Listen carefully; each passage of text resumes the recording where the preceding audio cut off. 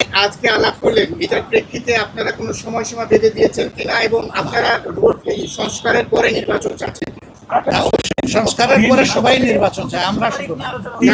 এর আগের দল বলেছে যদি তারা নির্বাচন ক্ষমতায় যায় তাহলে তারা সংস্কার কন্টিনিউ করবে এবং আওয়ামী লীগের বিচার কন্টিনিউ করবে। আপনারা কি সংস্কারের পরে বিএনপি কখনো কখনো বললে তারা কিন্তু বারবার এখনো বলছে যে আমরা সংস্কারের বিরোধী নই, তবে নির্বাচনের রোডম্যাপটা আমরা চাই সুনির্দিষ্টভাবে, সেটা তো আমরাও চাই। কিন্তু আমরা কোনো সময় বেঁধে দেইনি।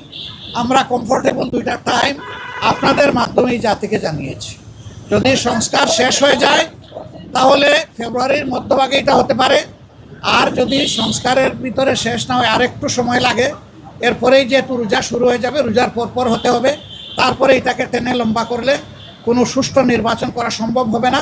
আমাদের দেশের আবহাওয়া এটা এলাও করবে না।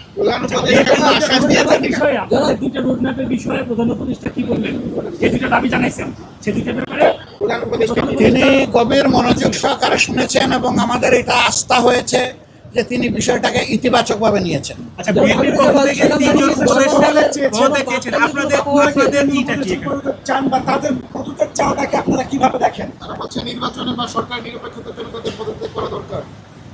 পদত্যাগ চাইলো বিএনপি আর ফতোয়া দিবে জামাতে ইসলামী, এটা কি মানায়?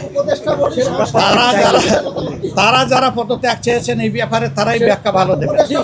আমরা কারোই কোনো পদত্যাগ চাইনি এবং এই সময় আমরা যখন ওই রকম প্রয়োজন অনুভব করব তখন আপনাদের মাধ্যমে জানাই দেব।